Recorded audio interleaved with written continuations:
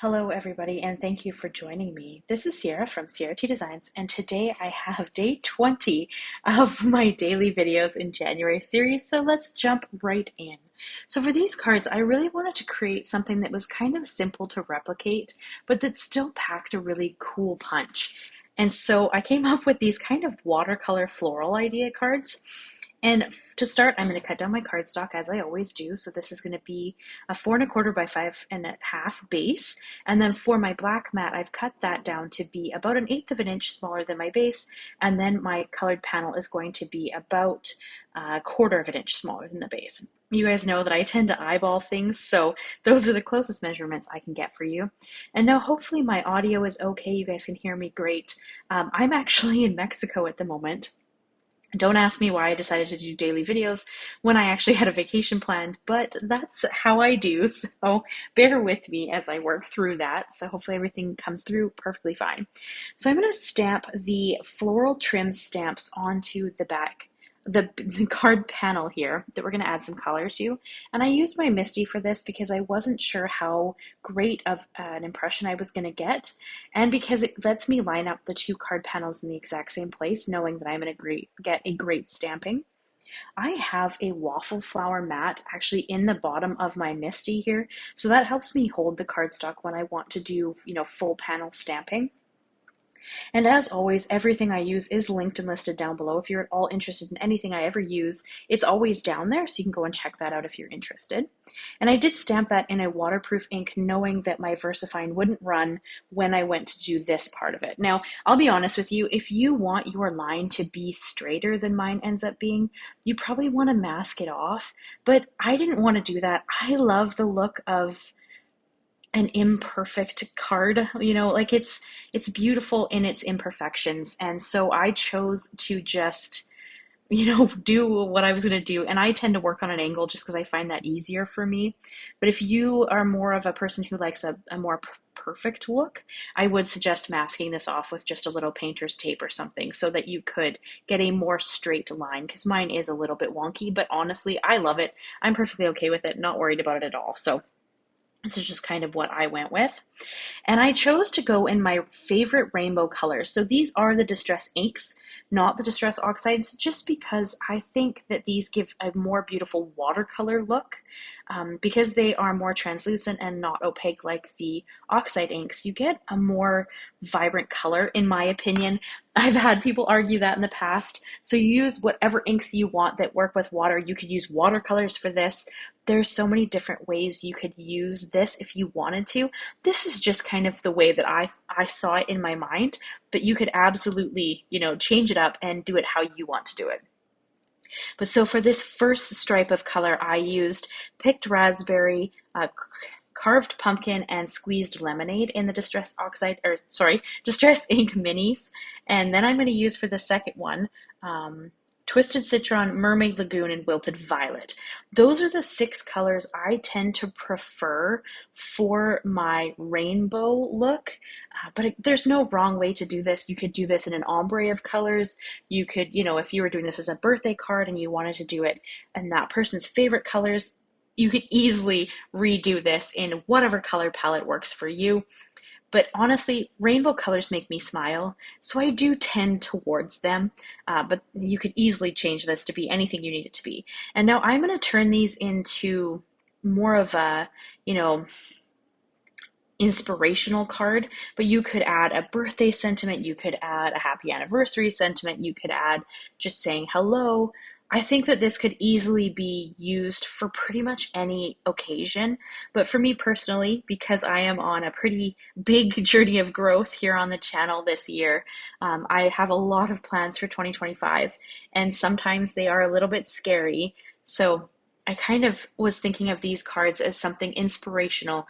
If you're trying stuff that's new this year and you just need a little, kick in the right way to be inspirational, this is kind of what I was thinking. So when I made these cards, I did pick a sentiment that was more inspirational than specific to an event. But you could easily, these could be Easter cards, pick pastel colors.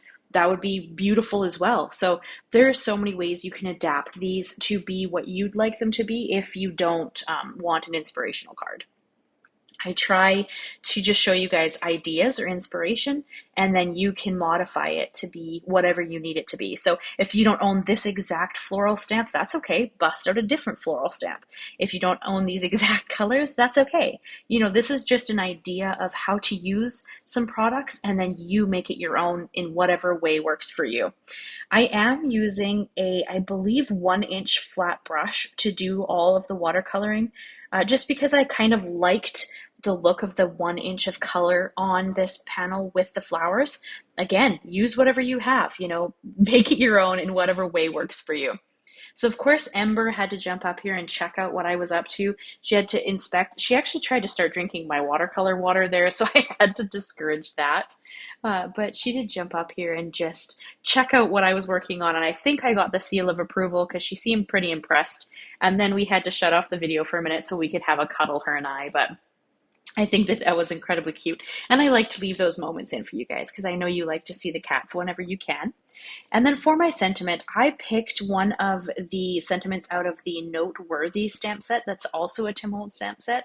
And I just picked Be Fearless because I think sometimes we need that reminder. And me especially, as I go into 2025 with all these business plans on how to make this my career, I need to remember that it's okay to be scared and it's okay to just try regardless, you know. So I had to kind of do this as a reminder to myself that it is okay to, you know, be scared, but work through it nonetheless and keep trying, because not every idea I have is amazing and not everything's going to work, but I have to keep trying and I need to just be fearless and try regardless of how scary sometimes things feel.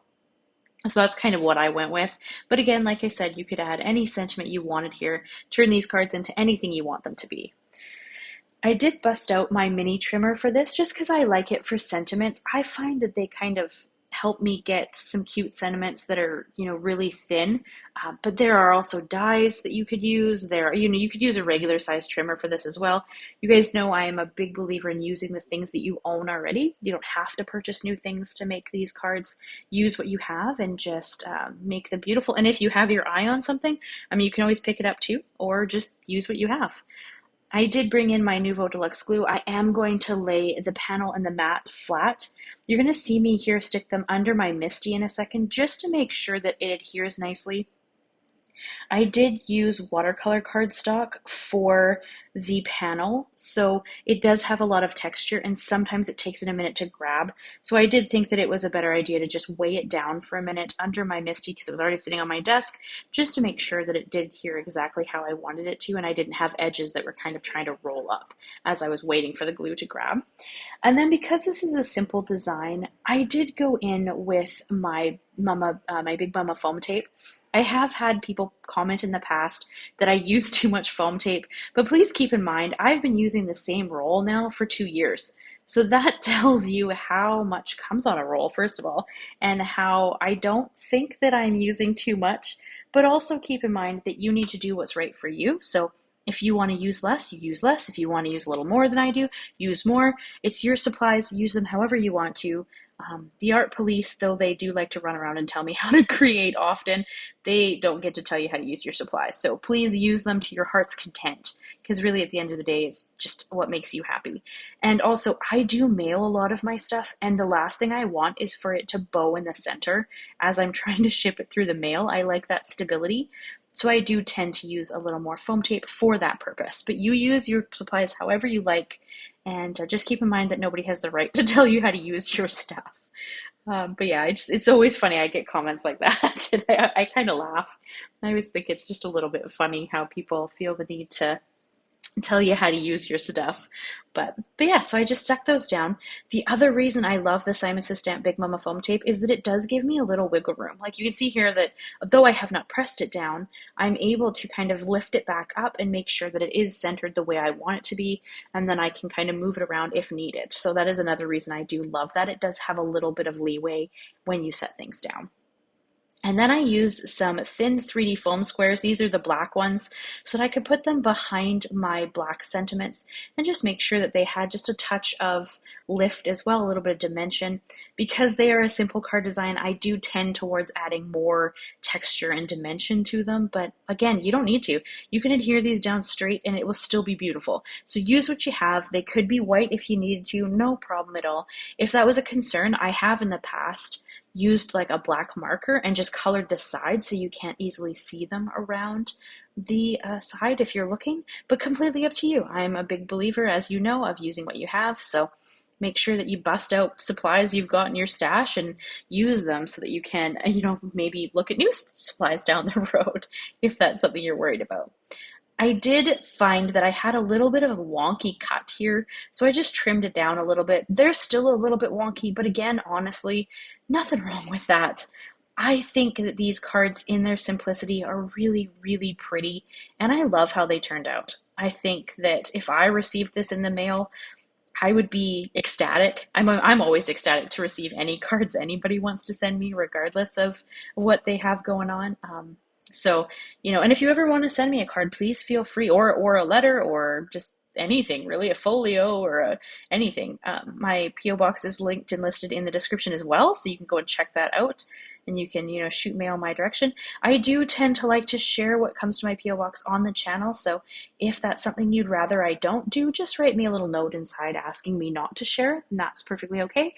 Or I like to share it because I like to show what you guys have made, because I think that all creations are really pretty and we all start somewhere. So I like to share what's being sent my direction, but completely up to you. Just that's an option if you're ever interested and don't know who to send a card to, because I know we can build up a fair stash of cards, and if you have no one to send them to, it's kind of nice to find somebody to send them to. So, and then I have been trying really hard to work on the inside of my cards.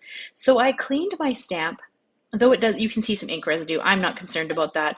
I cleaned off my stamp, and then I'm going to stamp on the ink from the card that I used on the front. So for the first one, it's going to be that same picked raspberry, squeezed lemonade, and carved pumpkin.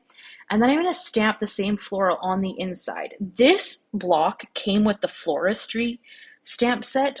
This is just a Tim Holtz block that I have in my stash. And I'm just going to I'm going to clean it here again, and then I'm going to stamp on the second card base with that same colors I used on the front, which were Twisted Citron, Mermaid Lagoon, and Wilted Violet. I had to think about that for a second. And then that kind of just gives it a little bit of something on the inside, which I'm working on doing because I generally tend to forget, to be honest. I like to write notes in my card and send them out that way. So I sometimes forget to add something a little bit exciting on the inside, but I've been working on it. So I thought this was a really fun way to just add a little bit of interest inside of the card base that is easily written over top of. And now when I did this one, I actually missed the center of the blue flower. You're going to see it here in a sec. And I was a little bit bummed. So when I shut the video off, I'm actually going to restamp that very, very carefully, put my head in the way so you wouldn't have been able to see it anyway. And you'll see here in a second when I open the cards that I got a better stamping on my second go. Just be really careful if you decide to do that, because it is really easy to misline it, and then now you have kind of a messed up stamp on the inside where you wouldn't really have noticed, but you can see it just has a bit more detail because I did go and restamp it. But yeah, so that is the card I have for you today on day 20 of the videos. I hope you guys are really enjoying this month of videos. It's a lot of work on my side, but a lot of fun as well. So I will see you guys again very soon. Please leave me a like, leave me a comment, and consider subscribing. I'll see you tomorrow for my next video. Bye-bye for now.